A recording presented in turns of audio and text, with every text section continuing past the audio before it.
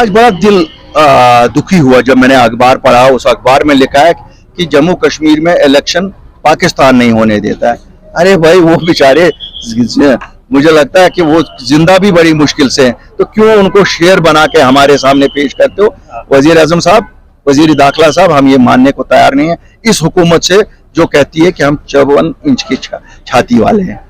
इसे क्लियर करिए और फौरन से फौरन इलेक्शन करिए, और ये बहानाबाजी ना करिए, सीधा बताइए इलेक्शन नहीं करना है, लोगों को डेमोक्रेसी नहीं देनी है। लेकिन ये मंजूर नहीं है हमें आप कहें कि पाकिस्तान कौन होता है?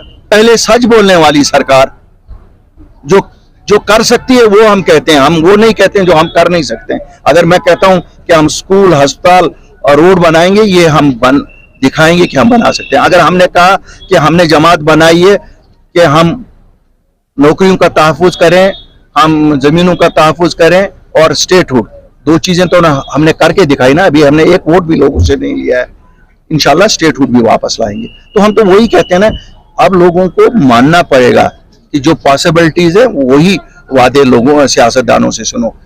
जो सरकार में होता है वो तो दावे करते रहता है, हमें ज्यादा इसमें कुछ बोलना नहीं है। भाजपा वालों से पूछिए फिर इलेक्शन क्यों नहीं कराते हो? अगर आपने इतना ही विकास किया है, क्यों? मैं तो जम्मू में आज 4 साल से सुन रहा हूँ कि जम्मू की लेक, जम्मू की लेक, जम्मू की लेक।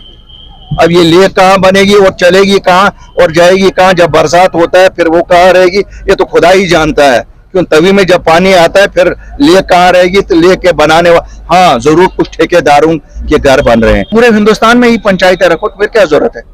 अगर पंचायतें न्यामुल बदल है असेंबली इलेक्शन का, तो फिर तो मैं वजीर आजम हिंद से ये कहूंगा उनको वहां पर भी पार्लियामेंट भी पंचायत मेंबरों से चलवाना चाहिए, और फिर यहाँ से ले जाएं, पुंछ से ले जाएं। वो बड़े अच्छे, उनको पता है कैसे कर सकते हैं, 2-2 हाथों से कैसे लूट की जाती है। वो ले जाए, उनके डीडीसी यहाँ जो बने उनको ले जाए, वो उनको सिखाएंगे कैसे लूट की जाती है।